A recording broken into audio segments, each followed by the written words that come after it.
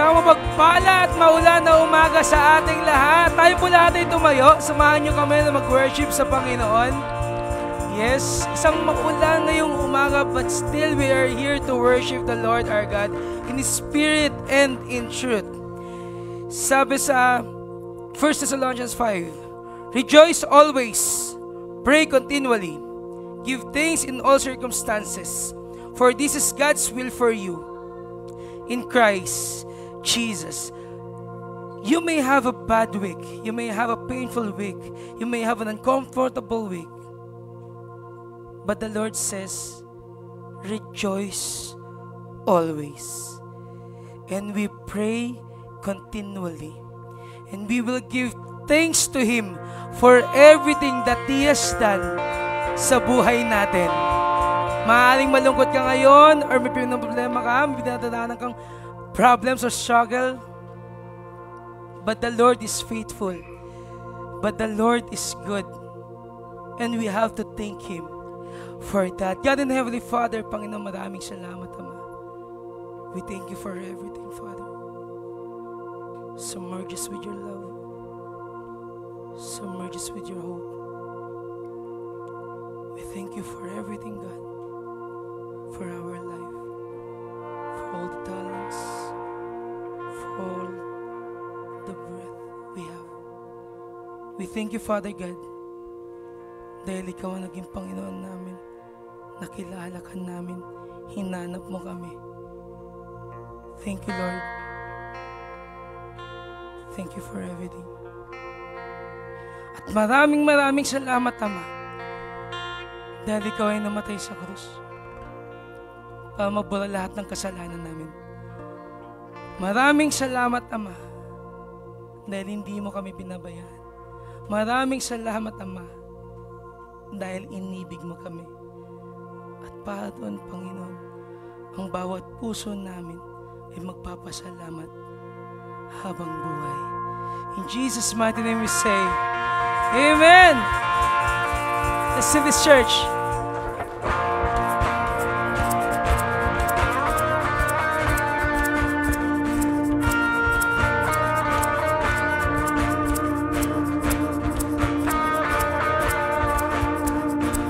Listen this. Wandering into the night, wanting a place to hide, is where we saw this bag of bones. And I try with all my might, and I just can't read the fight. I'm slowly drifting. Oh, vagabond. And just when I run out the road, I met a man I didn't know, and he told me that I was not alone. He picked me up, he turned me around, he placed my feet on the solid ground. I thank the Master and I thank the Savior, because You healed my heart, You changed my name, forever free. Oh, I'm not the same. I thank the Master, I thank the Savior. Oh, I thank God. Oh, I cannot deny what I see. Got no choice but to believe. My doubts are burning like ashes in the wind. So long to my old friend, burden and bitter night. No, you can just keep them moving. No, you ain't welcome here. Sing this. From now till I walk the streets of gold, and still now You save my soul. This wayward son is found this way back. Oh, oh. Turn me around, You place my feet on the solid ground. I thank the Master, oh I thank the Savior, because You healed my heart, You changed my name, forever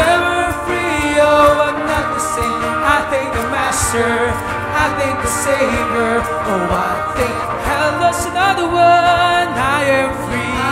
Oh, I am free, and I am free.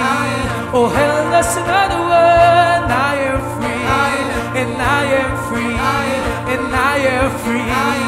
Hell, there's another one. I am free, and I am free, and I am free. Oh, hell, there's another one. I am free. Oh, I am free. Oh, I am free. Hell, there's another one. I am free. Oh, I am free. Oh, I am free. Oh, hell, there's another one. I am free. And I am free. And I am free. Pick me up. He turned me around. He placed my feet on the solid ground. I thank the Master. Oh, I thank the Savior. Because He healed my heart. He changed my name. Forever free. Oh, I'm not the same. I thank the Master. I thank the Savior. Oh, I thank heaven, there's another one. I am free. And I am free. Oh, I am free. Oh, heaven, there's another one. We are free. Oh, we are free. Oh, we are free. Oh, heaven, there's another one. We are free. Oh, we are free. Oh, we are free. Oh, heaven, there's another one. I am free. And I am free. And I am free. Pick me up. It's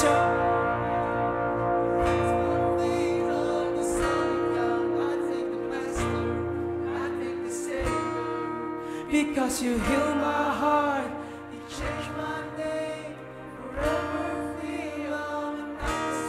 I thank the Master, I thank the Savior. Oh, I thank God. Let's thank Him.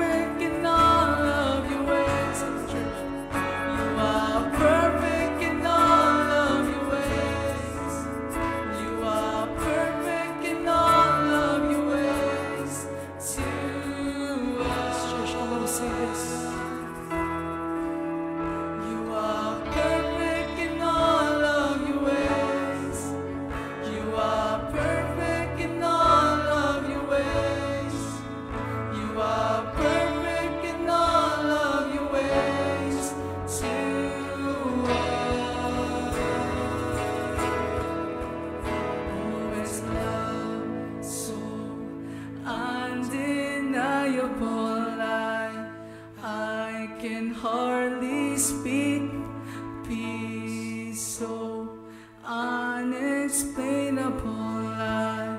I can hardly think as you call me, deeper still as you call me, deeper still as you call me, deeper still into love, love, love. You're a good, good Father.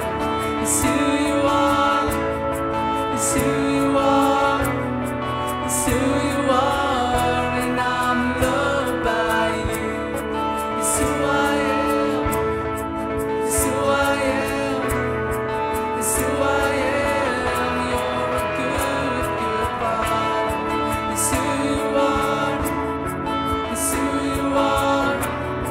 It's who you are, and I'm loved by you. It's who I am. It's who I am. It's who I am.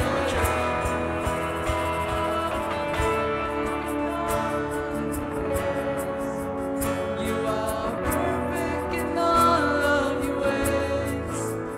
You are perfect in all of your ways to us. You are perfect in all of your ways. You are perfect in all of your ways. You are perfect in all of your ways to us.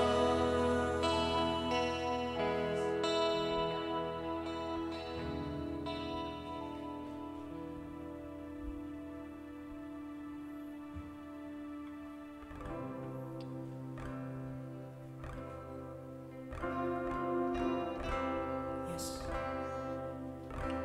you're a good, good Father, and we know how good you are.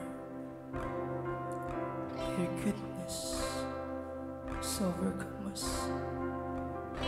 Your goodness has overcome our fear. Your goodness has overcome our ways. Your goodness has overcome our heart. Joshua, sing this. I love you, Lord, for your mercy never fails me. In all my days, I've been held in your hands. From the moment that I wake up until I lay my head, oh, I will sing of the goodness of God. Let's sing this again, church. I love you, Lord, for your mercy never fails me. In all my days, I've been held in your hand. From the moment that I wake up until I lay my head, and I will sing of the goodness of God. Church, you know this? Sing this. 'Cause all my life you have been faithful. 'Cause all my life you have been so, so good.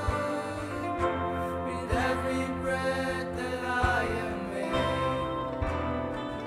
oh, I will sing of the goodness of God. I love your voice. You have led me through the fire, in the darkest night. You are close like no other. I know you as a father. I know you as a friend, and I have lived in the goodness of God. All my life you have been faithful. You are faithful, God. 'Cause all my life you have been so, so good.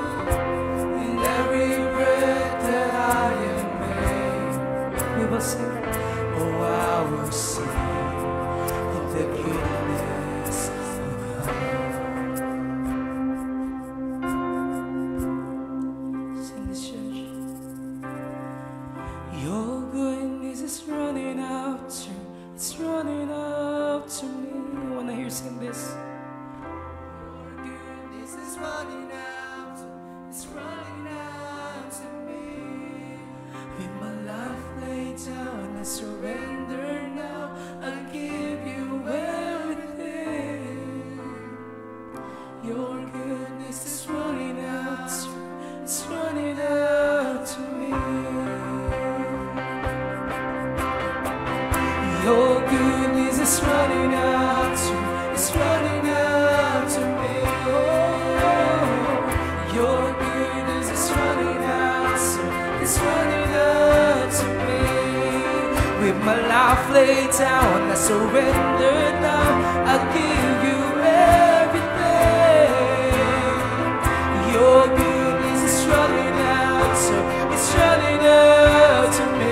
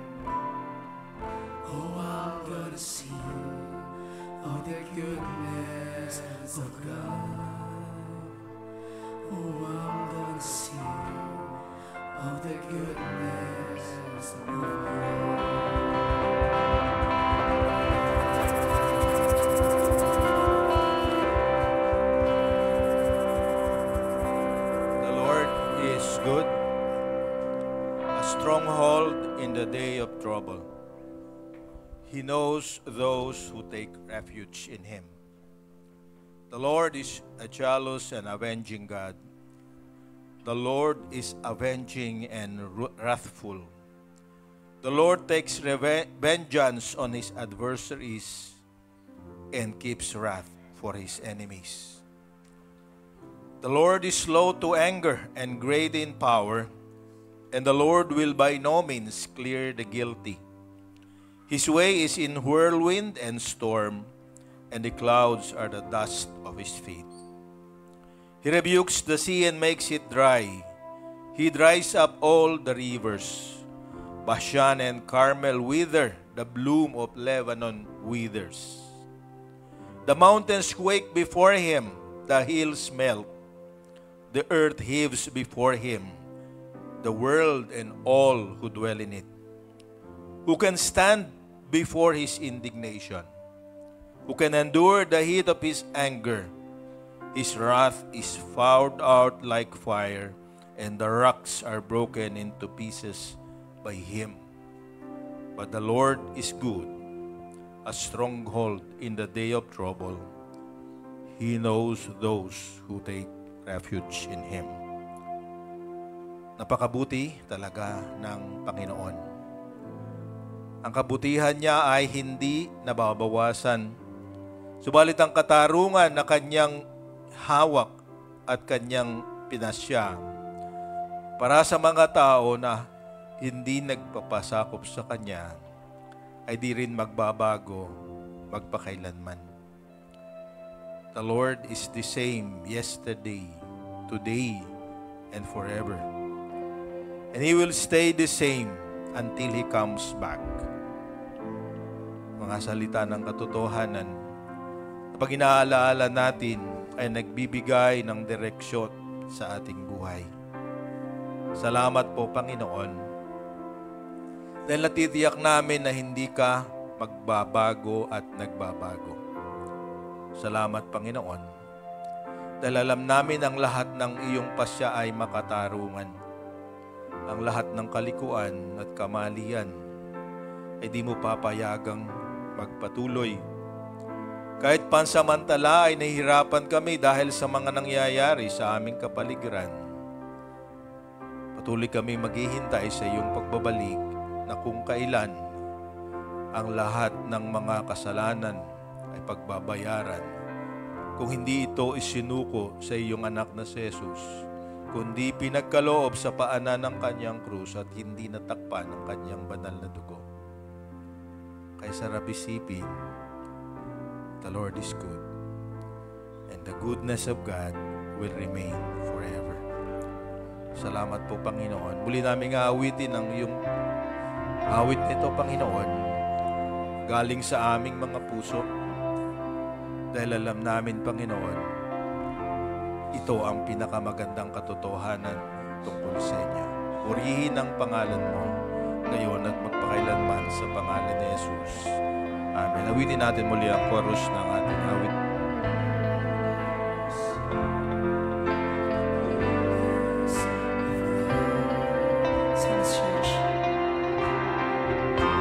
Cause all my life you have been faithful. Cause all my life you have been so good. In every breath that I am in, oh, I'm gonna sing all the goodness of God. Sing. Cause all my life you have been faithful. Cause all my life you have been so good. In every breath that I am in, oh, I'm gonna sing in the goodness of God. All my life you have been faithful. 'Cause all my life you have been so good. In every breath that I am in, I'm gonna sing of the goodness of God. Oh, I'm gonna sing of the goodness of God. Oh, I'm gonna sing of the goodness of God.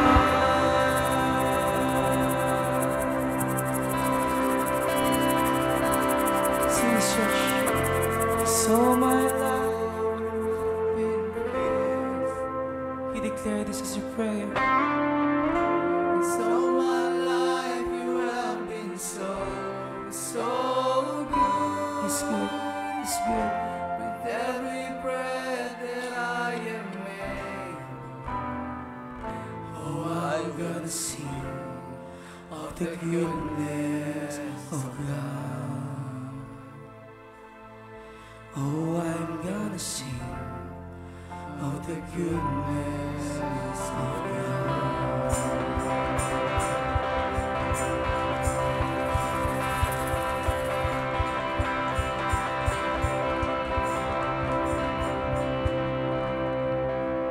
Let's all be seated.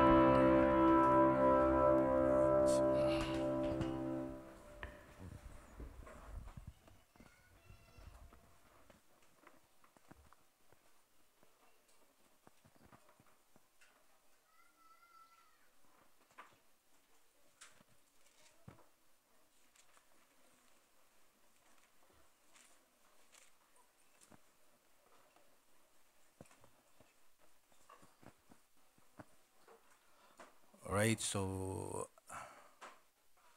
Batiin mo ang katabi mo. Magandang umaga. Ayan. Okay, so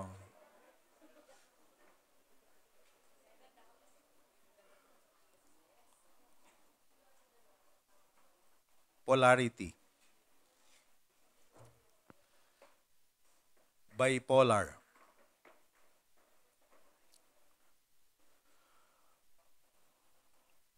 The word of the week, polarity. After our celebration, ang 32nd anniversary, everybody is at an, let's say, all-time high. Tuwan-tuwa tayo sa ginawa ng Panginoon. Nagtipon-tipon tayo at ganap ang ating kaligayahan. Di po ba? Agree? Monday morning, the opposite end. Isa sa ating mga minamahal na pastor, natapos ang kanyang assignment, kinuha ng Panginoon. Walang anumang warning, walang nakapaganda, tapos ang buhay ng ating namahal na pastor, Michael Chang. So, tinulungan natin sila sa panahon ng kanilang pagdadalamhati at nung Friday ay inihalagay sa huling hantungan after cremation. Okay, so that is the let's say the negative or the sad end of one of the poles. Tapos pinag-uusapan natin bipolar or polarity. Kahapon, kaya ito naging keyword sa akin. Nagulat ako sa isa sa aming mga kaklase sa basic Christian counseling. Kahit na yung aming professor ay nagulat sa kanyang ginawa, biglang inamin niya siya ay bipolar. Kumakain siya ng regular na medication. So, pinag-usapan natin yung opposite end, yung sabi nating malukot na bahagi. Pero kahapon, birthday ng aking hipag, si Sister Ann, kasama rin natin siya dito. Kasama rin ng choir dati ni Kuya John.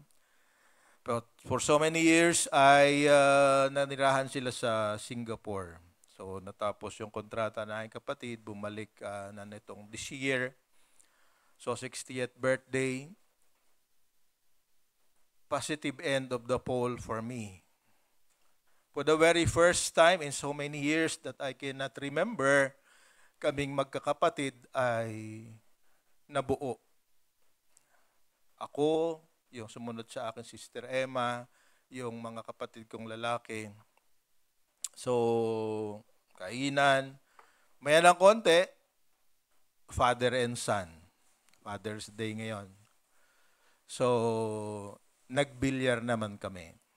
Okay? So, natatawa kami sa bilyar namin kasi may tako naman, napakatagal naasinta, hindi tamaan yung bola. So, nung bandang uli, nag-conclude, nag-fail daw ang nanay namin. Kasi dahil sa higpit sa amin, di kami natutong magbilyar, pare-parehas kami. Pati na yung aking mga pamangkin, na at father and son ako, at ang naging anak ko doon ay si Kit, kasi wala yung tatay niya, kung saan pa nagpunta, hindi ko alam.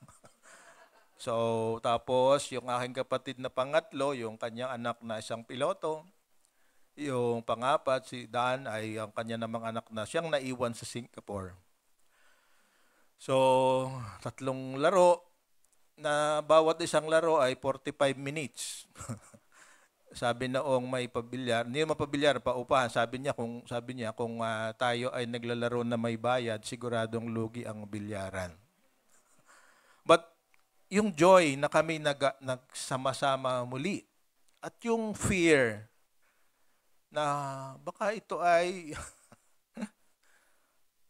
hindi na maulit. Nobody knows, di ba? So yun yung buhay. Sa aming pag-aaral din sa basic counseling, sabi niya ang behavior ng tao ay merong tension lagi. Tayo ay hinihila sa iba-ibang sitwasyon. Malungkot, masaya. At kumisa sabi nga ay extremes, di ba? Lakas, hina, strength, weakness. Pag-ibig, galit, anger, love. Doon sa chart na pinakita sa amin ng aming professor, sabi niya, ganyan ang buhay. Laging may opposite poles. At kung paano ka mag-behave doon, sabi niya, sa polarity chart, doon mo malalaman kung sino at ano ka. At ganoon din ang mangyayari kung magiging ikaw ay matino o isang baliw. Pero sa gitna ng lahat na yon, ay naroon ang sentro ng lahat ng bagay. 4 na letra. F-E-A-R. Fear. The absence or the presence of fear, ang totoo, nagdidikta kung ano ang klase ng buhay nakakahinatnan at mangyayari sa atin. Masaba rin niyo sabihin, napakalalim naman ang pinag-uusapan natin.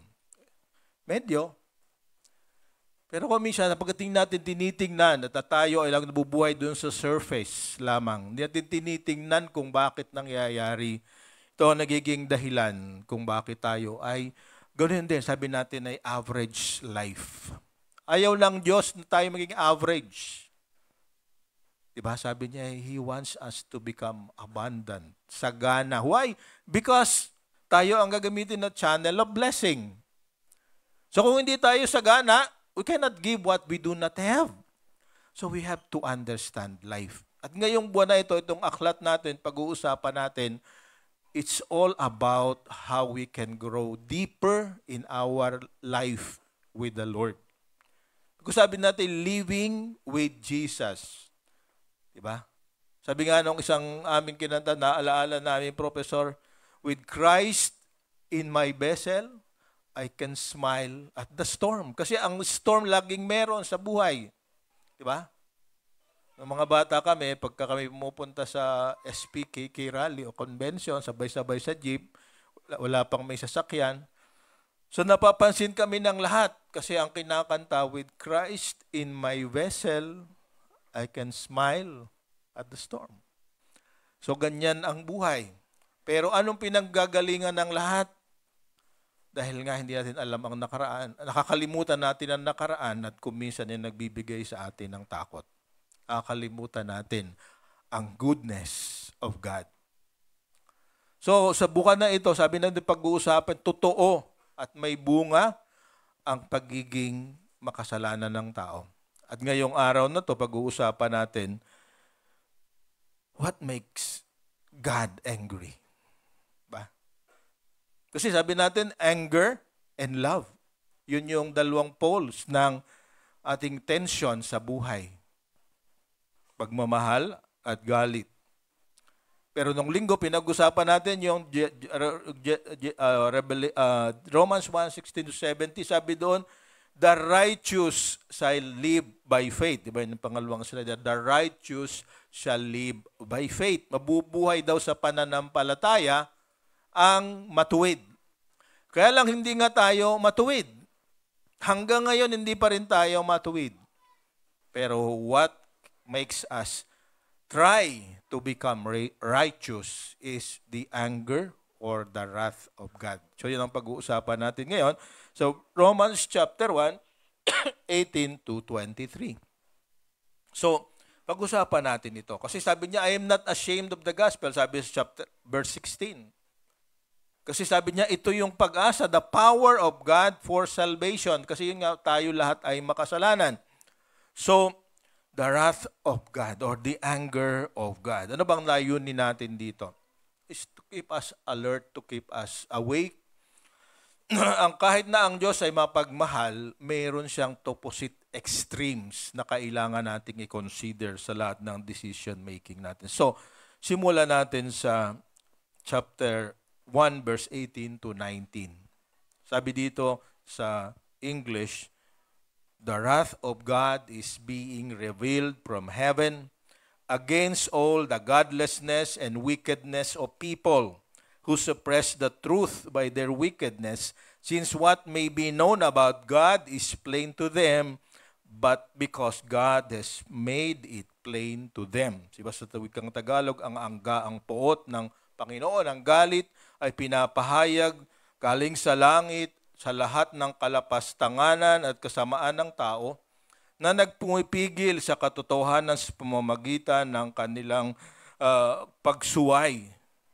Kasi ang lahat ng bagay na maaring malaman sa tungkol sa Diyos ay maliwanag naman sa kanila because ito'y pinakita sa kanila ng Panginoon. So, we almost talk about the love of God. But the love of God is best expressed kapag tayo ay hindi nananatili sa Kanya. The wrath of God, ang sa Greek, ang sabi niya ay orge, O-R-G-E. It's about indignation, intense, pagkamuhi, di ba? Galit, pagkamuhi. Pero ito hindi katulad ng galit o pagkamuhi ng tao. Kasi ang tao, kapag gagalit, ang desire niya, either revenge o makaganti or pagbuhusan ng yung kanyang galit ay ilabas niya. Okay? Kaya nga, sabi nga, ang objective daw ng isang counseling exercise is just to release the anger. Just to release the emotion. And then tulungan ng tao to relieve what he feels. To be relieved from what he feels. So, sabi dito, ang galit ng Panginoon ay pinahayag talaga. At sa pamamagitan ng maraming pangabagay. Subalit ang kalahakagulo, sabi dito, na kung minsan na napapagkamalan natin, hindi ang tao ang kinagagalitan ng Diyos. Sabi dito, maliwanag, di ba? Against the godlessness and wickedness of people. So, ang pinakapopuotan o kinamahuhian ng Diyos ay ang kasalanan ng tao, hindi ang tao. Kasi sabi nga sa John 3:16, para makita natin na walang contradiction, "For God so loved the world," o God so loved all people, "but He hates the sinfulness and the wickedness and the godlessness of them." Kasi ang totoo, tayo ay biktima ng isang pagkakamali. Biktima ng isang deception na ginawa ng kaaway. Dahil si Eva at si Adan ay naniwala sa deceiver kay Satanas. So, yun ang gusto kong makita natin. Hindi ang tao ang kinagagalitan ng Diyos, kundi yung ginagawa ng tao. Okay? Pero, minsan nga dinadaya tayo ng mga katuruan, akala natin galit sa atin ang Diyos. Ito dahil sa nga, kumisan tayo ay bunga ng ating sariling imagination. Katulad rin na isang bata, di ba? Pagka dinidisiplina ng mga tatay, ng mga nanay, di ba? Ang sabi ng bata, hindi mo na ako mahal. Di niya naiintindihan na yung disiplina na yon ay expression ng pagmamahal ng kanyang tatay, di ba? Kasi ayaw niyang mapahamak. Expression din ito ng kanyang takot. Diba? Kaya pinipigilan tayo. Masarap naman talaga ako minsan kung bakit nga mas exciting at mas adventurous yung gumagawa ng mga panganib na bagay. Diba? Tulad ng mga, sabi natin, katulad ng mga car racer, diba? Ako at saka ang anak ko ay paborito naman na monitor namin lagi yung F1. Pero Pag-iisipin mo, kabaliwan yung ginagawa nila, di ba? Alam nila na sa isang pagkakamali, mamamatay sila. Pero pinahanga rin ako, nung una ko makapanood ng F1, si Schumacher, na ngayon ay under coma, napanood ko, may biglang nawala sa kontrol. Halos lumipad yung kanyang sasakyan. Dumaan sa ibabaw nung isang nag-brake bigla sa kanto dahil tatamaan. 360 degrees siya, takbo pa uli. Kaya lang yun nga, recklessness. Alam ng Diyos ang mga, sabi natin, laws of gravity. Alam niya yung mga bagay. Subalit kung minsan tayo mismo, sabi dito ay, maliwanag sa atin ang ginagawa ng Diyos, pero pinapalitan natin ito ng ating mga guni-guni. Diba? Fantasy of imagination.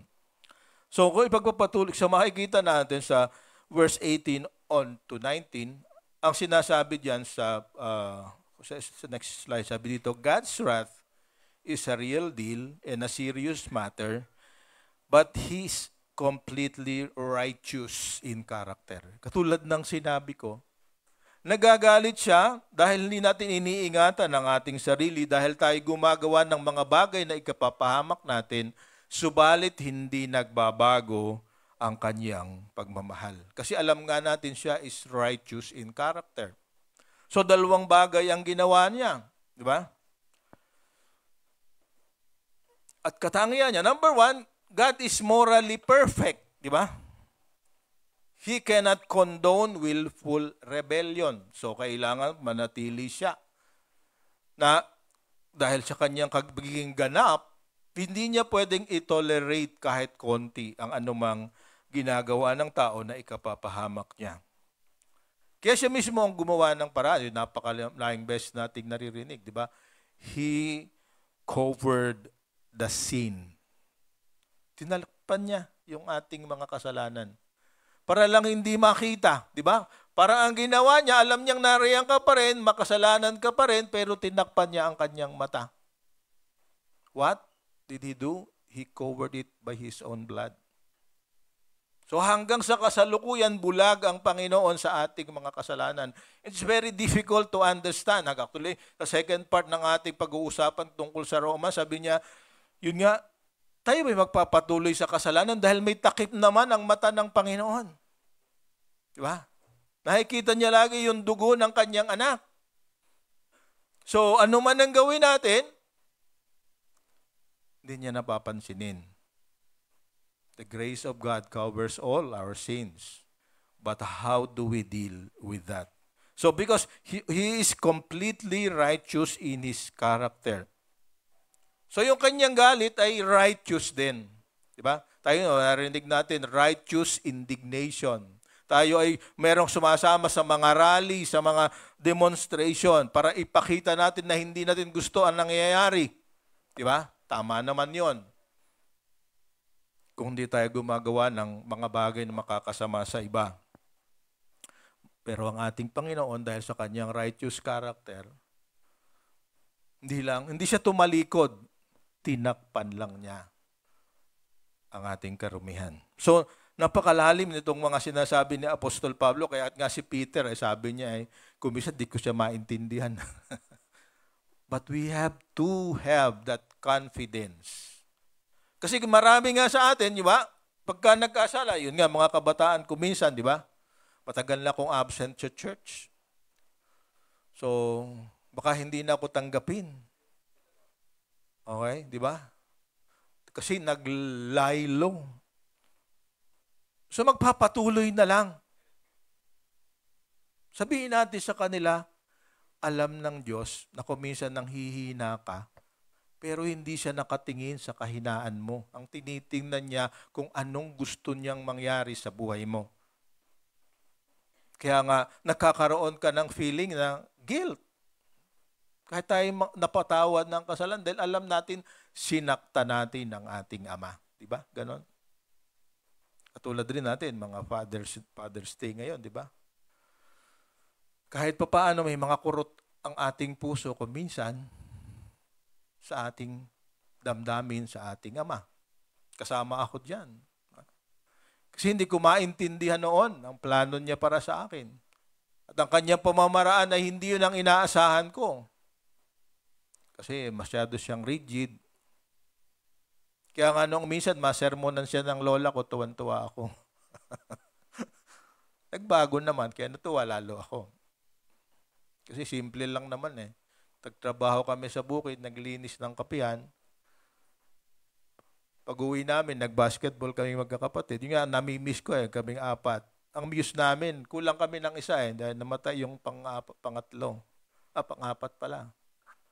So basketball team kami, ang aming muse, Sister Emma. Pero kulang kami ng isa.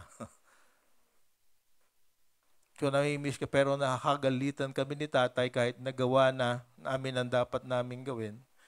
Kaya ako minsan yun nga, yung dahil sa disiplina. Kaya nga sabi noong kahapon, dahil hindi kami makatama, tawagin mo si inay. Mas magaling sana tayo kung di tayo pinagbawalang maglaro. May bilyaran ng lolo ko eh. Pero hindi kami natuto dahil pag nalaman na inay, kami kasali sa nagbibilyar, pupunta roon, uwi na kayo. Alright, but salamat. Kasi kung natutunan namin ang bilyar, hindi naman kami kahusay, kasing husay ni Efren Bata Reyes, di ba? Baka hindi tayo magkakasama ngayon. Di ba? Hindsight sometimes. So kailangan nating i-prevent na ang ating desisyon at ang ating hindsight ang gagamitin natin sa pag-develop ng ating character.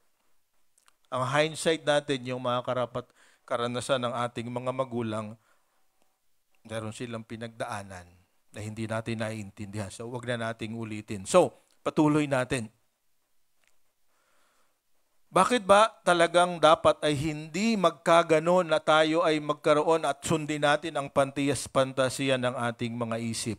Sabi dito sa verse 20 to 21, "For since the creation of the world, God's invisible qualities, His eternal power and divine nature have been clearly seen, being understood from what has been made, so that people are without excuse.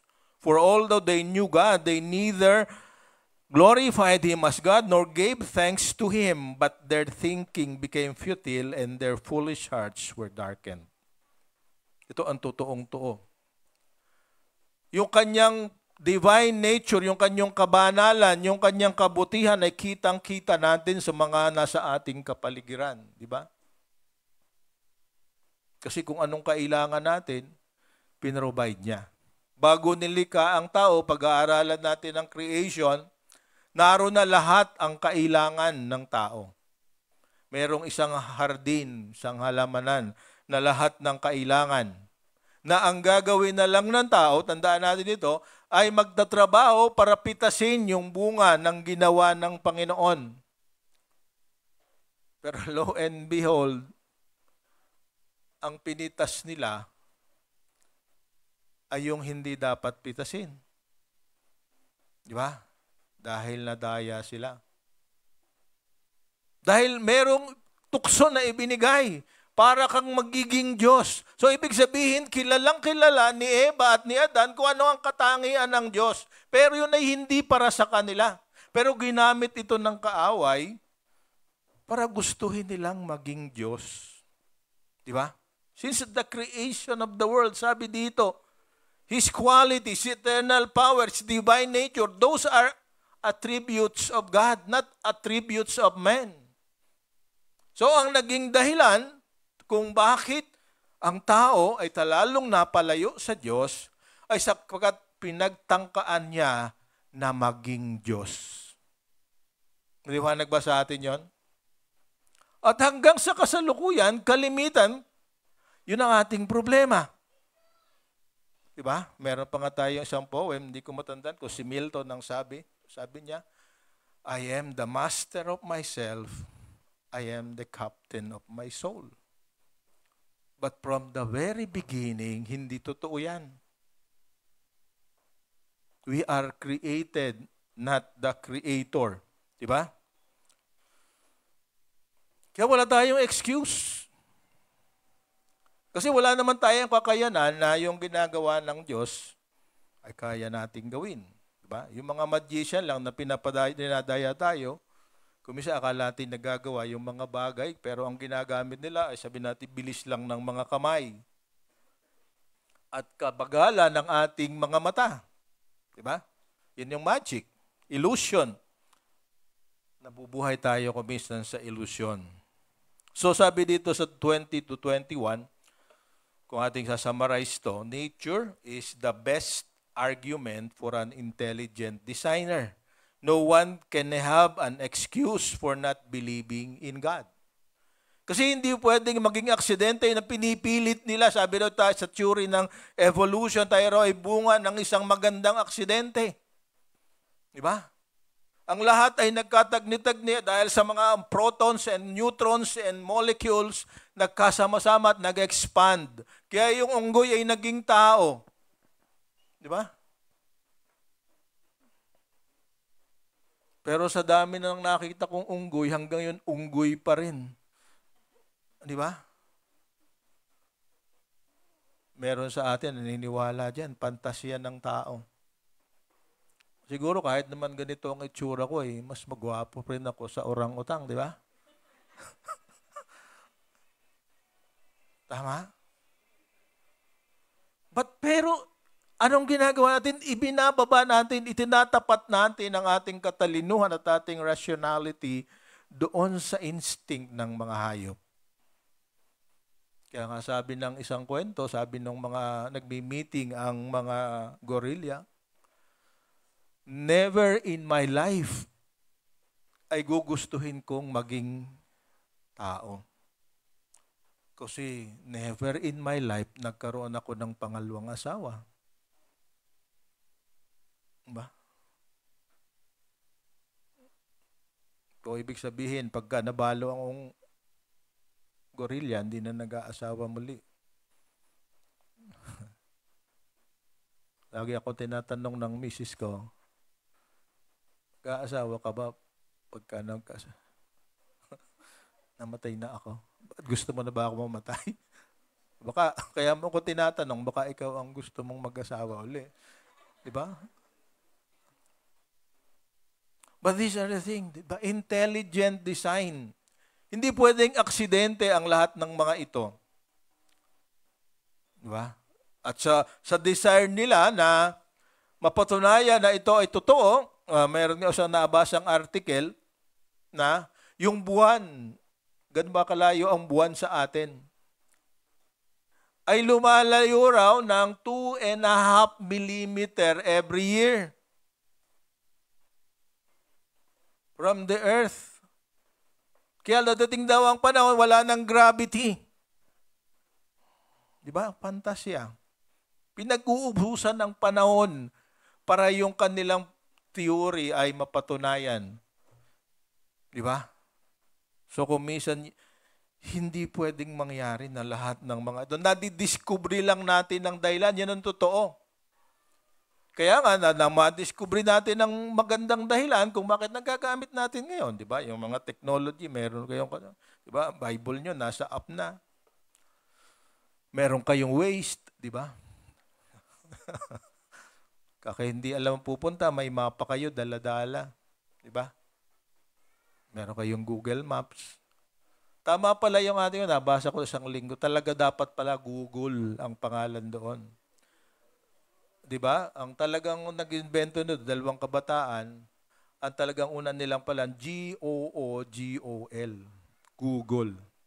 At sa technology is 1 followed by 1,000 zeros. Yun ang Google. Kasi 1010 yun ang technology. So, intelligent design. Pero anong ginagawa natin? Meron lahat tayong excuse.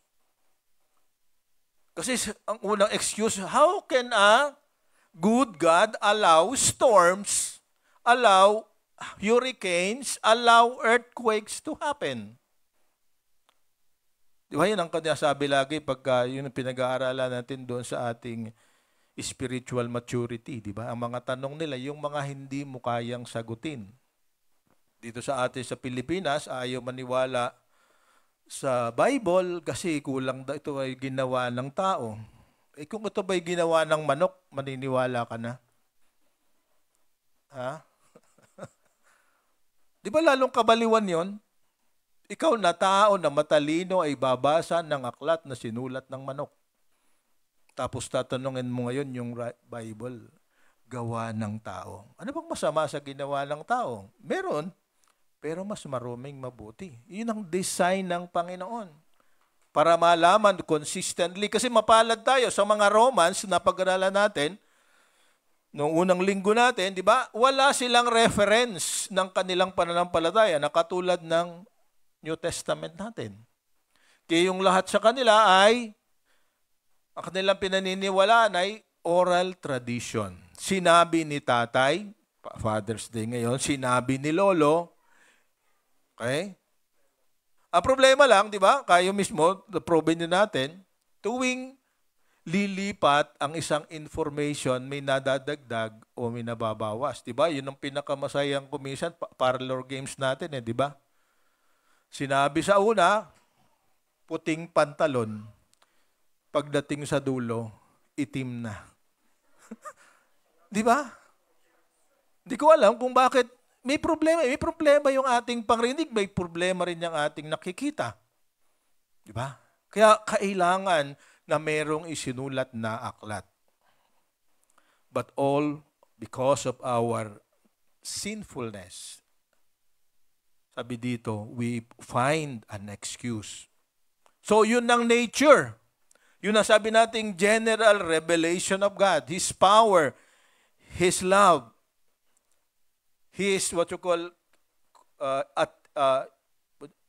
it attributes na hindi, sabi natin, hindi maipapasa sa atin. Okay?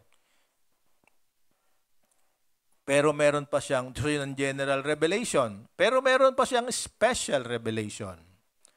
At ang special revelation niya ay itong Bible and the coming of Jesus. We learn about God's love and forgiveness and His divine nature and the promise of eternal life because Jesus came. Jesus paid for your sin. He was buried and He rose again on the third day. That's the gospel. That's the most powerful truth na nagpapabago ng buhay. So, wala tayong dahilan. May Bible tayo at napalikan natin sa ating paligid, talagang control dito. Kasi sabi niya, one comes up, must come down. Sabi ni Isaac Newton, this law of gravity. So kung pag-aasaran na, napakarami. Yung mainit na bagay ay nagpapainit sa iba. Hindi pwedeng yung malamig ay reverse. Yung nakikita natin, energy cannot be created, but it can be changed into different forms. Yung katulad ng bakit may kuryente. Dahil merong dam na nagbubuhos ng tubig at dahil sa kuryente na naroroon sa mga napoproduce dahil sa revolution, meron tayong power. Hanggang doon na lang kasi baka maging electrical engineer tayo lahat pagkatapos. But His special and general revelation ay naroroon. But still we want to deny God because we want to be like God. Yun yung hanggang ngayon, sinabi kay Eva, pinaniwalaan, pinasa kay Adan, hanggang ngayon tayo pa rin. I am the master of my faith, the captain of my soul. Pangatlo, sabi natin dito tayo magtatapos, sabi dito sa anong bunga nito, although they claimed to be wise, they became fools and exchanged the glory of the immortal God for images made to look like a mortal human being and birds and animals and reptiles. Ba? Ito raw ang pinakamalaking foolishness. Kahangalan. Okay? Na nangyari. Napakalalim ng salita na ito. Kasi sa Hebrew at sa Greek languages, mayroong 4 na stages to qualify the foolishness in a person. Okay, so pareho sila, Hebrew and Greek, may kanya-kanilang pamamaraan para tayo ay describe sa ating mga ebidensya ng ating foolishness. Diba? Sa Hebrew, merong 4 words. So, hindi nyo kailangang matandaan, pero yung progression ng kahangalan ng tao, makikita natin dito. Ang unang word sa Hebrew ay kesil. K-E-S-I-L. Sabi doon, ang ibig sabihin nito ay mentally sluggish. Slow learner. Yun yung full, di ba? So, lacking experience because we learn from experience. So, yung mga batang maliliit, they lack experience. So sa isang banda, meron silang quote-unquote foolishness. Ang tawag doon ay kesil. So yung pangalawa, na pwede natin i-apply din sa spiritual growth ay ang word ay ewil, E-W-I-L. Ang ibig sabihin noon, does not know the moral implication of his choices. Hindi niya alam ang magiging bunga ng mga pinili niyang gawin. Diba ganun tayo? Kalimit, kahit matanda na tayo, gumagawa tayo ng bagay, kung minsan na nga ay spur of the moment decision, yun nga mga impulsive decision makers, impulsive buyers, diba? Basta may sale, nawawala ang isip. Diba? Hindi niya alam 10 na yung nasa bahay. Mag-uuwi pa ng 2 dahil sale, buy 1, take 1. Tawag sa Hebrew dyan, ewil. Hindi lang moral implications, kundi yung laman. Kaya so, ang gagawin, mura naman ang cabinet sa Lazada. So, bili ng cabinet. Nakita ko kaninang umaga, may nakalagay na naman sa ALSI lista ng misis ko. Nakita ko lang, ha? Diba? Cabinet. Tingnan mo naroon sa pink. Ha? Hindi ko alam kung luma yun, di ba? So, para may paglalagyan ng napakarami ng nabili, bibili ng cabinet. Tapos, kulang ang laman ng cabinet, bibili uli ng pampuno sa cabinet. Ba? Okay. Tawag sa Hebrew, ewil. Okay? Ito yung mas matindi. Okay? Ang pangatlong level ng foolishness sa mga Hebrew, nebel ang tawag. Willfully close to wisdom and destructive to self and others. Diba?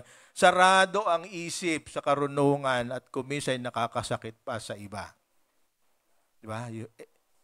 Nebel. Kaya nga si Nabal, diba? Galing doon, diba? Asawa ni Abigail, ang pangalan niya, Nabal, ibig sabihin destructive. Nakakasira sa iba. Kulang sa karunungan. Kasi bakit walang kulang sa karunungan? Yung kanyang kayamanan, kaya na niya na-preserve dahil pinoproteksyonan ng mga sundalo ni King David. Nangailangan si King David ng konting pagkain dahil may party sila, hindi nagbigay. So, Nabal. So, Nebel, willfully close to wisdom. At ang pinakamataas na kulang sa karunungan, ang pangalan ay Latsats, L-A-T-S-A-T-S, manglilibak, mocker, willfully rebellious against God. So, dabi dito ni Paul, they became fools. Pero sa isip ng mga Hebrew at sa mga Greek, may iba-ibang stages, depende kung ano ang iniisip niya. So, balikan natin sa Greek pala, 4 din ang level ng sabihin natin kahangalan. Ang una ay apron, A-P-H-R-O-N, lacking common sense. Ito ang nakakalungkot sa atin. Kung minsan, tandaan natin, wala pa rin tayong common sense. Kasi sabi natin, common sense is uncommon. Di ba? Lacking common sense. Medyo mas mababaw ng konti yung pagkaka-describe. Pangalawa, anuetos. Irrational, mindless. Okay? Mas gusto ko yung Greek, yung Hebrew. Pangatlo, asinetos, unable to reason, void of understanding. Hindi niya kayang ipaliwanag kung bakit ginagawa niya ang ginagawa niya. So a wise person can explain why he is doing what he is doing. If you cannot explain what you are doing, then you are FOOL. Kasi marami sa atin gumagawa ng maraming bagay, nangongopya lang. Di ba? Ito uso ngayon, di ba? Uso ngayon. So gagawin ko to. So dahil sa pagsunod sa uso, napapahama ko minsan, nawawalan pa ng pera. Pero ang ginamit ni Apostol Pablo dito, yung pinakamalapit, pinakamalalim na description sa Greek, ang pangalan ay moros, which is the root word for our word moron. So, anong ibig sabihin ng moros? Morally worthless in heart and character. Morally worthless. So, hindi nyo kailangan tandaan, pero makikita natin ng pinakapinili ng Apostol Pablo na describe yung mga nagdi-deny sa existence ng Diyos.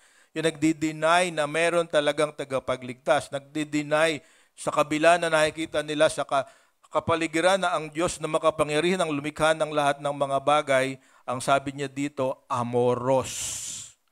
So, anong translation ng amoros? Willful stupidity. Sinasadyang, kaya na magsabi ko anong stupid, ano yun yung translation. Okay? Yung letter T, di ba? Yun na matindi, di ba?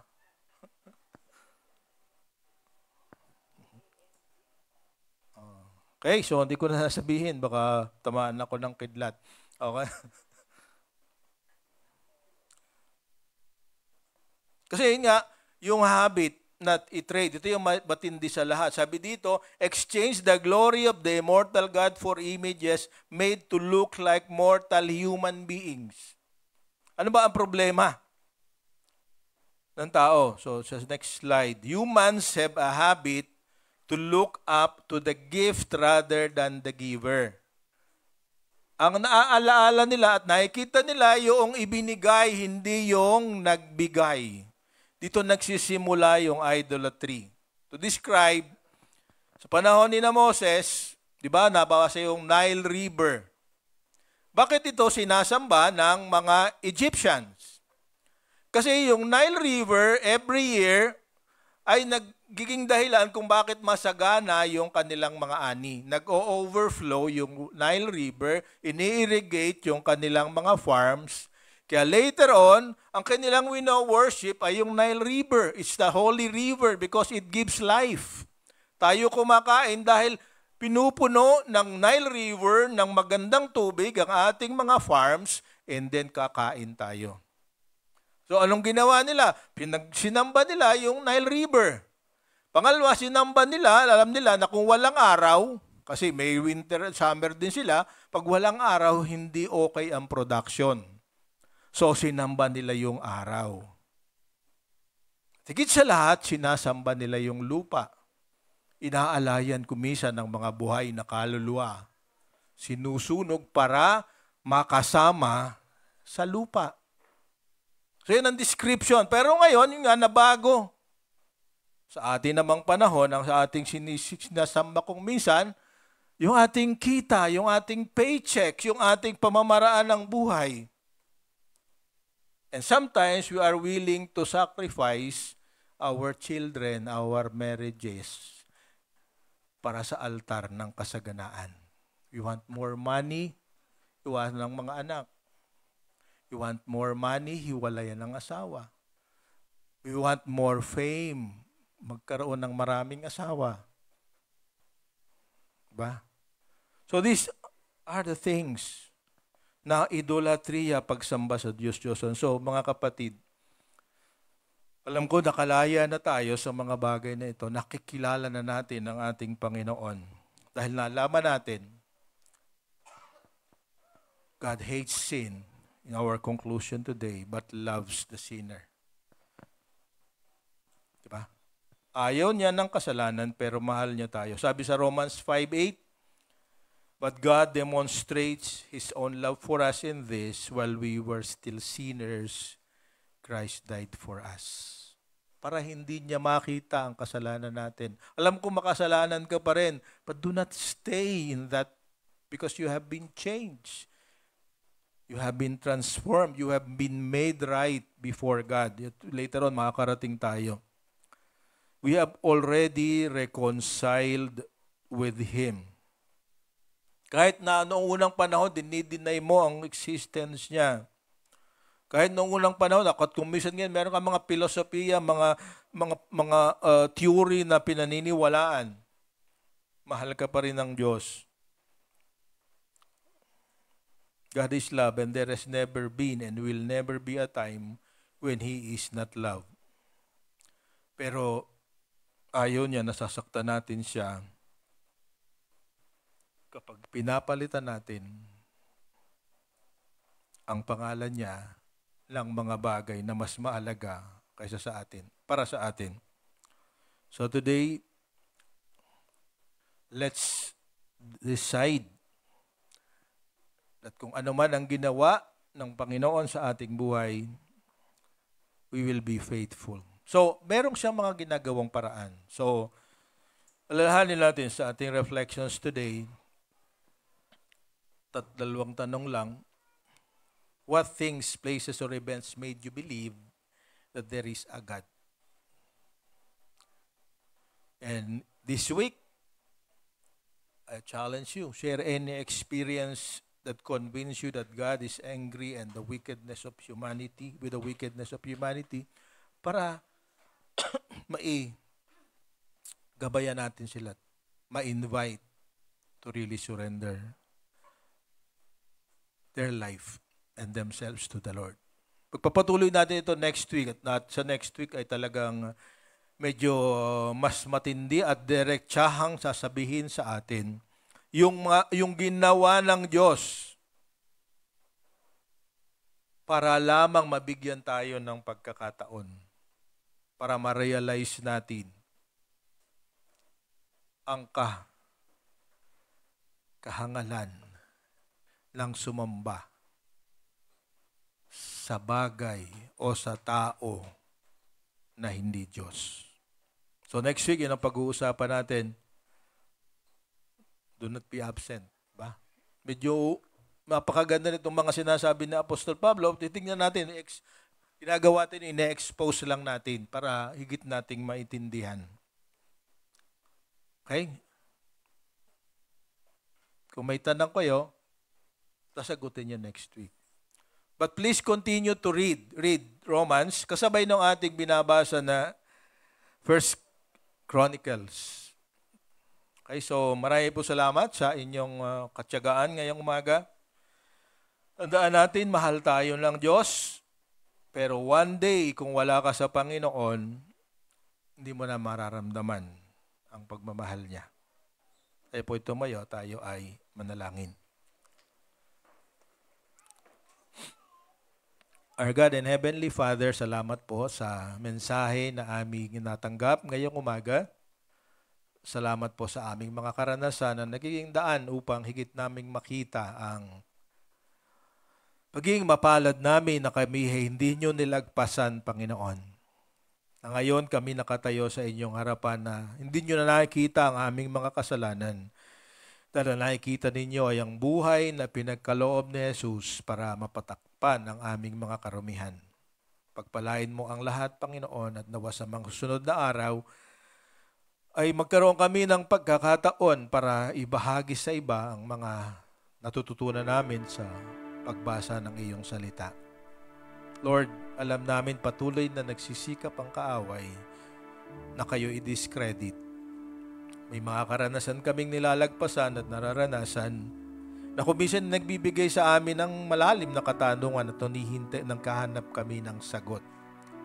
Nawa sa pag-aaral namin ng sulat ni Apostol Pablo, sa mga taga-Roma, maintindihan namin at magkaroon kami ng kasagutan sa mga tanong na maaring nasa amin pa, subalit hindi namin naalaala hanggat hindi kami dumadaan sa madilim na bahagi ng buhay. Lord, naway ang maalaala namin kayo, hindi yung kasaganaan na binibigay mo. Sa kabila, kung kami mga may karamdaman, maalaala namin na kayo ay Diyos na nagpapagaling. Kung kami naguguluhan sa aming buhay, Diyos, makita namin ang kasagutan sa mga salita mo at ganoon din sa mga pagbabahagi sa amin ng karunungan tuwing umaga sa pamamagitan ng iyong mga anak. Lord, alam namin, marami pa kaming hindi alam. Kaya dagdagan mo po ang aming natututunan para na mabago ang aming buhay. Ito po ang aming dalangin sa pangalan ni Jesus. Amen. Pagpalain kayo ng Panginoon.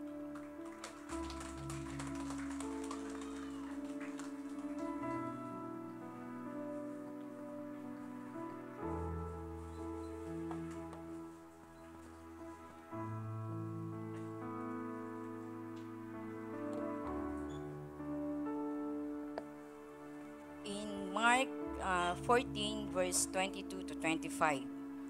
Narito sa huling hapunan ang napaka-intimate at mahalagang sandali na ibinahagi ni Jesus sa kanyang mga disipulo. Ganito ang sinasabi sa talata. Habang sila'y kumakain, kumuha si Jesus ng tinapay at matapos magpasalamat.